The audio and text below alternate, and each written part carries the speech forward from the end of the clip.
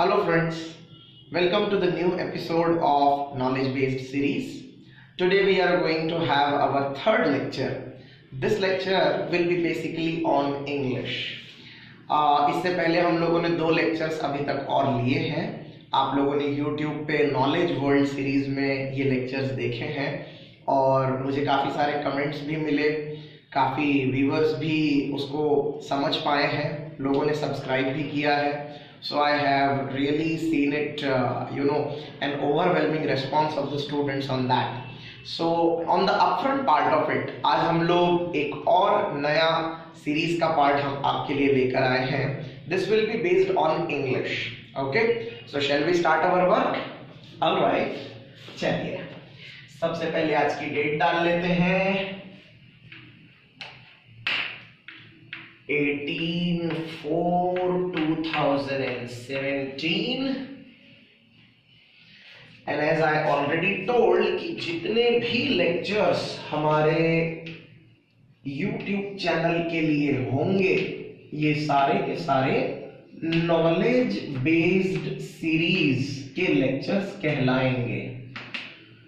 तो ये हमारी एक ज्ञान धारा है, इससे आप बहुत कुछ सीख सकते हैं. A series which is extremely helpful for the students who are preparing for the banking exam as well as for MBA students and even for SSC CGL students. All right. आज जो हम काम करने वाले हैं ये इंग्लिश में हर एक एग्जाम में सेक्शनल कट ऑफ क्लियर करने के लिए आपके लिए काफी फायदेमंद पार्ट साबित होगा. देखिए, you know it very well कि इंग्लिश का सेक्शनल कट ऑफ क्लियर करना अपने आप में एक बहुत मुश्किल काम है, राइट? बट इसके अपने बहुत से आसान तरीके भी हैं. Most of the student find it really difficult to crack the particular section of English and to score good marks in that. Okay, आज के हम अपने इस सीरीज में एक छोटा सा पार्ट देखने वाले हैं इंग्लिश का, which is called sentence correction. Compulsorily, चाहे प्री की एग्जाम हो चाहे मेंस की एग्जाम हो, एग्जामिनर्स का ये एक पार्ट बड़ा फेवरेट रहा है, सेंटेंस करेक्शन. आने वाले दिन में इसके ऊपर मैं और वीडियोस जारी करूंगा, but as of now sentence correction ये एक पोर्शन हम कवर करने वाले हैं. ओके, आप जानते हैं कि सेंटेंस करेक्शन काफी जल्दी सॉल्व किया जा सकता है अगर आपके बेसिक्स क्लियर हो तो. सेंटेंस करेक्शन वो पार्ट है जिसका ग्रामर से डायरेक्टली कनेक्शन होता है. इसीलिए someone who is strong in grammar can have a good hold of hand on sentence correction. हमारे सामने इस वक्त 5 सेंटेंसेस हैं और पांचों सेंटेंस को 4 अलग अलग पार्ट्स में डिवाइड किया गया है. मैं आपको एक सेंटेंस पूरा एक्सप्लेन करता रहूंगा और आपको ये समझाऊंगा कि ये कैसे इसका करेक्ट आंसर आया है और इसका करेक्ट आंसर आने के पीछे बेसिक वजह क्या है. Okay, so shall we start that? All right, चलिए भाई, पहला सेंटेंस देखते हैं. In preparing my report I discovered that last year's criteria had lost its usefulness. In preparing my report, I discovered that last year's criteria had lost its usefulness. अपनी report बनाते समय मैंने इस बात की खोज की कि पिछले साल का जो क्राइटेरिया था वो अपनी योग्यता खो चुका है या वो अपना महत्व खो चुका है. ये तो हो गया सेंटेंस का मतलब. अब ये पूछ रहे हैं कि इसमें बेसिकली एरर कहां है. इन चारों में से किसी एक जगह पर एरर है. देखते हैं. In preparing my report, can you see any problem in this? I don't think so there is any problem with this. कुछ स्टूडेंट्स को ऐसा लग रहा होगा, नहीं सर, इन के जगह व्हाइल प्रिपेयरिंग माय रिपोर्ट थोड़ा सही बनेगा. व्हाइल, दोस्तों, व्हाइल लगाकर ये सेंटेंस शुरू किया जा सकता है, नो प्रॉब्लम. बट इन लगा हुआ है तो उसमें कुछ गलत नहीं है. मेरे कहने का मतलब ये है कि हमको जो गलत है वो ढूंढना है, जो ऑलरेडी ठीक है उसको ज्यादा बेहतर करने की हमको जरूरत नहीं है. यहां इन ग्रामेटिकली ठीक है, no problem with that. In preparing my report मतलब इस पोर्शन में कोई गलती नहीं है. I discovered, I have discovered, I had discovered. आपके मन में डाउट आ रहा होगा, हैव हैड इस तरह का कोई हेल्पिंग वर्ब लगाना पड़ेगा। वंस अगेन मैं बोलूंगा नो, ये पोर्शन भी बिल्कुल ठीक है, क्योंकि इंग्लिश कहती है कि discovered, invented, born, died, married, इस तरह के वर्ड्स के सामने कभी हेल्पिंग वर्ब नहीं लगता। इसीलिए Columbus discovered America in 1492, Radha married in the year 1998, Graham Bell invented telephone, something like that. तो ये जो सेंटेंसेस हैं इनमें कभी कोई हेल्पिंग वर्ब नहीं है। ओके, तो इसीलिए ये वाला पोर्शन भी बिल्कुल ठीक है। आते हैं थर्ड पे, that last year's criteria had lost its usefulness, had lost its usefulness. अब जरा ध्यान से आप इस चीज को समझिए, यहां पर इस पूरे सेंटेंस में आपको सब्जेक्ट कहां दिख रहा है? तो मैं आपको बता दूं, the subject is report. Okay, and report word क्या है? It is singular. अब रिपोर्ट वर्ड अगर सिंगुलर है तो रिपोर्ट वर्ड वर्ब क्या लेगा? सिंगुलर वर्ब ही लेगा ऑफ कोर्स। तो चलिए ढूंढते हैं, where is verb? Yes, this is our verb, but it's क्या है? रुको। Okay, so in this sentence, first of all we need to check that where is the subject. So if you clearly observe, in preparing my report I discovered that the last year's criteria, ये criteria क्या है? ये है हमारे sentence का subject. और criteria word वैसे क्या है?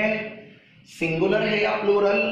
तो दोस्तों आपको मैं बता दूं, ये एक प्लूरल वर्ड है। क्राइटेरिया का सिंगुलर होता है क्राइटेरियन।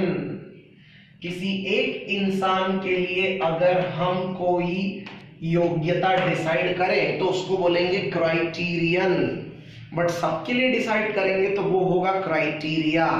सो ऑब्वियसली यहां पर उन्होंने प्लूरल वर्ब लगाया है, और प्लूरल वर्ब हमेशा प्लूरल सब्जेक्ट हमेशा प्लूरल वर्ब ही एक्सेप्ट करेगा। बट अगर आप आगे देखोगे तो यहां वो लिख रहे हैं हैड लॉस्ट इट्स यूजफुलनेस। अब इट्स सिंगुलर है और ये हमारे सब्जेक्ट का वर्ब है, तो यहां प्लूरल और यहां सिंगुलर, ये तो गड़बड़ हो गई। मतलब सब्जेक्ट वर्ब एग्रीमेंट वायलेट हो रहा है। इसीलिए हमको क्या करना पड़ेगा? इस सब्जेक्ट के हिसाब से इस वर्ब को चेंज करना पड़ेगा। तो इट्स की जगह पर क्या आएगा? देयर। इट्स की जगह पर आएगा देयर। जैसे ही आपने देयर लगाया, क्योंकि देयर प्लूरल होता है, ये प्लूरल इस प्लूरल के साथ मैच करेगा और हमारा सेंटेंस बिल्कुल करेक्ट हो जाएगा। Now let us read it once again so that we can have a clear idea. In preparing my report I discovered that the last year's criteria had lost their usefulness. Now it is absolutely right. तो error कहां था? Of course fourth वाले part पे। Are you clear? चलिए second पे आते हैं। The reason I sent for you is because I need your signature. The reason I sent for you is because I need your signature. Okay, let us crack it one by one.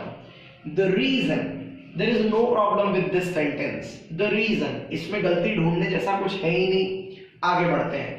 I sent for you, लोगों को generally ये लग रहा होगा कि यहां पर कोई एरर है। ट्रस्ट मी, इस पार्ट में ऐसा कोई एरर नहीं है, क्योंकि हो सकता है कि ये सेंटेंस में ऐसा कहने की कोशिश हो कि सामने वाले के लिए कोई डॉक्यूमेंट भेजा गया है जिसपे उसका सिग्नेचर चाहिए, इसीलिए फॉर लगाकर अगर लिखा गया है तो there is no problem with that. The reason I sent for you, आगे देखते हैं, इज बिकॉज, हाँ, now this is something where I can say there is a problem. What is the problem? Let us understand. English कहती है कि जब जब किसी सेंटेंस में रीजन लगे तब तब आगे बिकॉज नहीं लग सकता। आप जरा इसको हिंदी में समझने की कोशिश करिए। रीजन का मतलब होता है कारण, और बिकॉज का मतलब होता है क्योंकि। अब जरा कारण और क्योंकि एक ही सेंटेंस में लगाकर कोई सेंटेंस बनाकर देखिए, आई एम श्योर आपको बहुत डिफिकल्टी होगी। इंग्लिश बिल्कुल सिमिलर है इस मामले में। इंग्लिश कहती है कि अगर किसी सेंटेंस में रीजन वर्ड लगा हुआ है तो आगे कभी बिकॉज नहीं आएगा। कितनी छोटी सी बात है, इसके ऊपर कितने सवाल आज तक पूछे गए एग्जाम में। आप ये छोटी सी चीज का ध्यान रखिए, आप फ्री में मार्क्स ले सकते हैं बिल्कुल। So as we have seen, the reason I sent for you is because I need your signature। मैंने आपको बोला कि because में एरर है। अब because में एरर है, ये तो हो गया हमारा right answer, but a good student is one जो इसके जगह राइट करेक्शन क्या है वो भी जाने। तो मैं आपको करेक्शन भी बता देता हूँ। The reason I sent for you is because, because के जगह आपको कोई दूसरा कंजंक्शन यूज करना चाहिए यहाँ पर, जैसे कि that। दैट क्या है? दैट एक कंजंक्शन है दोस्तों, ये दो चीजों को मिलाता है। तो अब जरा सेंटेंस पढ़ के देखिए, probably this will make a good understanding of right and correct grammatical English. The reason I sent for you is that I need your signature. Yes, now it makes a sense, right? तो पहले वाले में आएगा there, second में आएगा that. ठीक है, आगे बढ़ते हैं। If I knew the meaning of the word, I didn't have to look it up in the dictionary. If I knew the meaning of the word, यानी अगर मुझे उस word का meaning पता होता तो मुझे डिक्शनरी खोलकर देखने की जरूरत नहीं पड़ती। Obviously, बार बार ये तो करना ही पड़ता है स्टूडेंट्स को अपने लर्निंग फेज में, बट यहाँ पर एक चीज सबसे पहले हम क्लियर कर लें। ये सेंटेंस चालू हो रहा है इफ से, राइट? इफ से चालू हो रहा है। इफ के अपने काफी सारे रूल्स हैं, तो जरूर इफ के वजह से कुछ ना कुछ डिस्टरबेंस आगे आ रहा होगा, ये सोचना गलत नहीं है। तो if I knew the meaning of the word, if में कोई प्रॉब्लम नहीं है। आई knew the meaning of the word, आप ऐसा कह सकते हैं सर न्यू की जगह नो आएगा क्या? नो, बिल्कुल जरूरी नहीं है। उसको पहले से पता होता, पास्ट टेंस की बात है, इसीलिए न्यू, तो न्यू में तो कुछ भी गलत नहीं है। If I knew the meaning of the word, I didn't have to. Now this is something which can make a problem. Once again, grammar का एक सिंपल सा रूल। ग्रामर कहता है कि कोई भी सेंटेंस अगर इफ क्लॉज से शुरू हो तो जो वर्ब यूज होगा वो डिडंट यानी पास्ट का नहीं हो सकता, उसके जगह आपको फ्यूचर का यानी वुडंट ये कंसिडर करना पड़ेगा, right? Have you got that? तो यहां राइट आंसर आएगा if I knew the meaning of the word I wouldn't have to look it up in the dictionary. मुझे डिक्शनरी खोल के नहीं देखना पड़ता, कहने का मतलब ये है। ओके, आप चाहें तो मैं एक लाइन का आपको डिक्टेशन भी दे सकता हूं, इसके ऊपर आप बिल्कुल इसको लिख सकते हैं। ओके, लिखिए, मैं आपको बता देता हूं। Sentence 3, this is a conditional sentence. This is a conditional sentence. If the clause if is used, if the clause, पहला वाला इफ बिना किसी इन्वर्टेड कॉमा के लिखेंगे आप, इफ द क्लॉज इफ, दूसरा वाला इफ सिंगल इन्वर्टेड कॉमा मिलेंगे, if the clause if is used in the past tense, is used in the past tense, the verb will be used in future tense. The verb will be used in future tense. Okay? तो यहां पर हमने क्या लिया, didn't की जगह wouldn't. तो I hope आपको मीनिंग के साथ और एक लाइन के डिक्टेशन के साथ ये क्लियर हुआ है. हमारा राइट आंसर है थर्ड वाला पोर्शन. ओके, चलिए फोर्थ और फिफ्थ क्विकली कवर करें. I shall always remember to meet you for the first time. I shall always remember to meet you for the first time. Now if you will clearly observe in the sentence, ये sentence का मतलब क्या निकल रहा है. यहां सामने preposition लगा हुआ है to, तो इनके कहने का मतलब है I shall always remember to meet you for the first time. इसका मतलब कि मीटिंग अभी तक हुई ही नहीं है. To meet you, I have to go there, I have to have my lunch. तो to लगाकर इन्होंने ये बोलने की कोशिश की है कि मीटिंग अभी तक हुई नहीं है.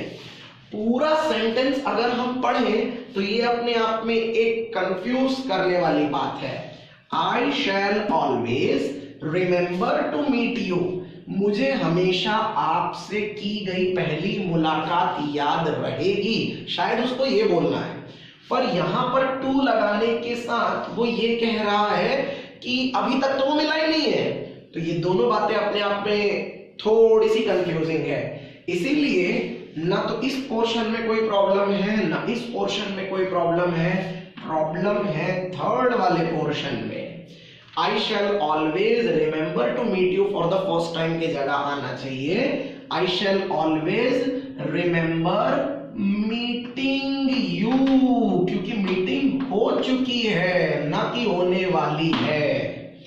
इसीलिए सही जवाब होगा I shall always remember meeting you for the first time. Right? So once again our wrong answer was in the third part. Okay, so we have seen fourth. Let us quickly come to the last. I always prefer working in a relaxed atmosphere than one full of tension and anxiety. बहुत बढ़िया sentence है, हर कोई ऐसा ही चाहता है.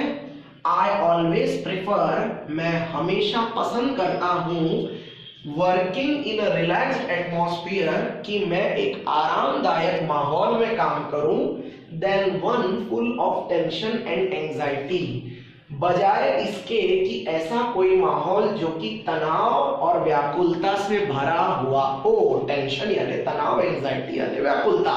Okay, तो अब यहां पर प्रॉब्लम क्या है देखते हैं. I always prefer, no problem with this.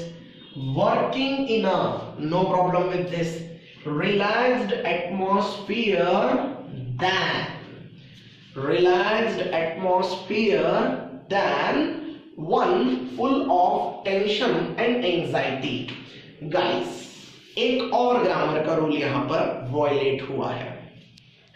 English ये कहती है कि जब जब किसी सेंटेंस में प्रीफर लग जाए, मैं एक लिस्ट ही बना देता हूं पूरी. Prefer, superior, junior, senior, prior, इस तरह के तमाम वर्ड्स के साथ कंजंक्शन देन की जगह लगता है टू. अब रूल क्या वायलेट हुआ समझ में आया. I always prefer working in a relax atmosphere, then लगा दिया है इन लोगों ने. और रूल क्या कहता है, इन सब के साथ देन की जगह क्या आएगा, टू. तो ऑफ कोर्स हमारी मिस्टेक यहां पर करेक्ट हो सकती है और थर्ड वाला पोर्शन वंस अगेन गलत साबित हुआ है. राइट, तो we have seen all the 5 corrections here. पहले वाले में देयर, फोर्थ वाला पोर्शन गलत था, सेकंड वाले में दैट, थर्ड पोर्शन गलत था, थर्ड वाले में थर्ड, डिडंट की जगह आएगा वुडंट, फोर्थ वाले में once again third, remember to meet you की जगह आएगा मीटिंग यू, और लास्ट वाला वंस अगेन थर्ड, यहां पर देन की जगह आएगा टू।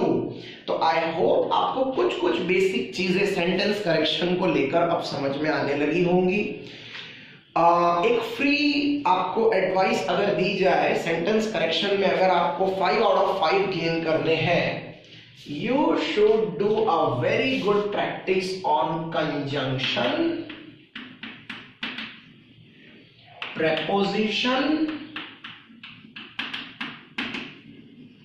and tenses। अगर आपको ये तीन चीज का अच्छे से नॉलेज है, ट्रस्ट मी, ये 5 मार्क्स आप इजीली गेन कर सकते हैं। इतना ही नहीं, आपको ये पोर्शन में सीखा हुआ नॉलेज क्लोज टेस्ट में भी बहुत काम आएगा, right? So you keep practising this 3 portions. आने वाले दिन में मैं इसके ऊपर और एक वीडियो डालूंगा जिसमें मैं कंजंक्शन, प्रेपोजिशन और टेंसेस की एक हाईलाइट पार्ट आपको सिखाने की कोशिश करूंगा, राइट? चलिए एक और काम कर लेते हैं, जस्ट 1 मिनट मोर। हम क्विकली 2-3 डिफरेंसेस देख लेते हैं। ये एक मिसलेनियस पार्ट है। अब से हम इंग्लिश के हर एक पार्ट में ये मिसलेनियस का पोर्शन करते चलेंगे। बहुत से बच्चों को इस तरह के डेली वर्ड्स में काफी कंफ्यूजन होता है, तो वी नीड टू सी कि आखिर इसमें प्रॉब्लम क्या है। Okay, less, little, few, right? अब ये जो मिसलेनियस का पोर्शन है, इसको हम ऐसा कह सकते हैं कि ये कचरा उठाने का पोर्शन है, राइट? तो आज से हम ये जरूर अपना ब्रेन साफ करने का काम जरूर करेंगे। तो this is a miscellaneous exercise, late us understand.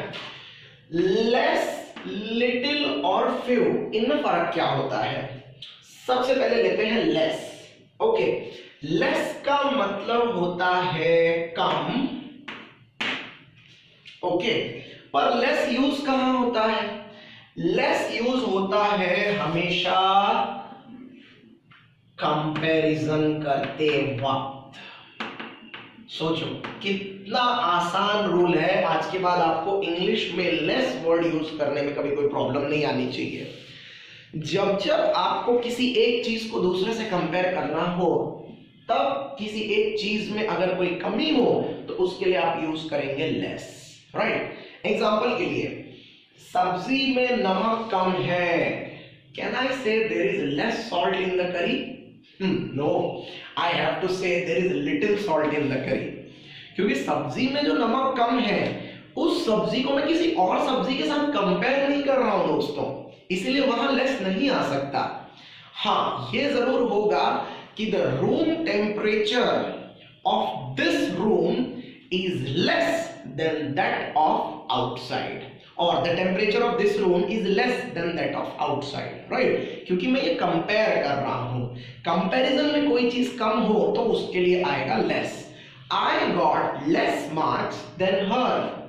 Okay, I have less knowledge than her, or we can say the temperature of this room is less as that of outside, right? ये होता है less। दूसरे पे आते हैं little। little का मतलब होता है थोड़ा या कम, दोनों ही ठीक है, कोई प्रॉब्लम नहीं है। अब लिटिल कैसे यूज होगा? लिटिल किसी चीज के लिए भी यूज हो सकता है। जनरली अगर हम देखें तो लिटिल ऐसी चीजों के लिए यूज होता है जो कि अनकाउंटेबल हो। एग्जाम्पल के लिए मैं बोलूंगा there is a little water in this bottle, okay, there is a little salt in the curry, okay, there is a little milk in the cup, or look at the girl, she is having such a little emotions। तो ये सारी चीजों के लिए generally little आएगा। Little का comparison से कोई मतलब नहीं होता दोस्तों, इसीलिए जब जब आपको किसी एक चीज में पर्टिकुलर कोई अनकाउंटेबल चीजों के लिए कम ऐसा यूज करना हो तब आप लिटिल यूज कर सकते हैं। वंस अगेन 2-3 एग्जांपल जैसे मैंने बोले मैं वो रिपीट कर देता हूं। सब्जी में नमक कम है, लिटिल आएगा। There is little salt in the curry. हम कहें कि बहुत कम बारिश हुई, so it was a little rain, okay, today, और वी कैन से जैसे बॉटल में पानी कम है तो हम कह सकते हैं there is a little water in the bottle, something like that. Okay, quickly आते हैं थर्ड पे, दैट इज फ्यू। फ्यू किस लिए यूज होगा? फ्यू का मतलब भी यही होता है, कम और थोड़ा, पर फ्यू जनरली काउंटेबल चीजों के लिए लगाया जाता है। Mind well, generally, not always. तो जनरली ये काउंटेबल चीजों के लिए लगेगा। कोई एक छोटा सा बच्चा अपने हाथ में चॉकलेट लेकर ये कह सकता है there are few chocolates in my hand, there are few students in the class, I got few marks in the test. Okay, we can say there are few pages on the desk. Okay, so there are few students waiting for the teacher outside, right? तो यहाँ पर ये सारे countable numbers हैं, इनको आप गिन सकते हैं, इसलिए वहां पर आएगा few। Okay, I need few more time, तो मुझे थोड़ा सा वक्त और चाहिए, right? Something like that। तो I hope आपको तीनों के बीच का डिफरेंस क्लियर हुआ। लेस कंपेयर करते वक्त, लिटिल कम लेकिन अनकाउंटेबल, फ्यू कम लेकिन काउंटेबल। ऑलराइट, चलिए क्विकली आज का लास्ट पार्ट देखते हैं, लग्जूरियस एंड लग्जूरियंट। ओके, दोनों ही बड़े मजेदार वर्ड्स हैं, आपको मैं समझा देता हूं इसका मीनिंग क्या है। लग्जूरियस, लग्जूरियस ये वर्ड निकला है लग्जरी से ऑफ कोर्स, और लग्जरी का मतलब होता है भव्यता, लग्जरी का मतलब होता है richness, wealth, prosperity, so on and so forth. तो luxurious, luxurious it's an adjective, और लग्जूरियस का मतलब होगा full of luxury. A person always expect to live a luxurious lifestyle. Okay, हम सबको एक लग्जूरियस लाइफस्टाइल की जरूरत या फिर इच्छा होती है जिंदगी में, राइट? तो luxurious, but on the other side luxuriant, luxuriant का मतलब ये नहीं होता, लग्जूरियंट का मतलब होता है full of growth, full of growth.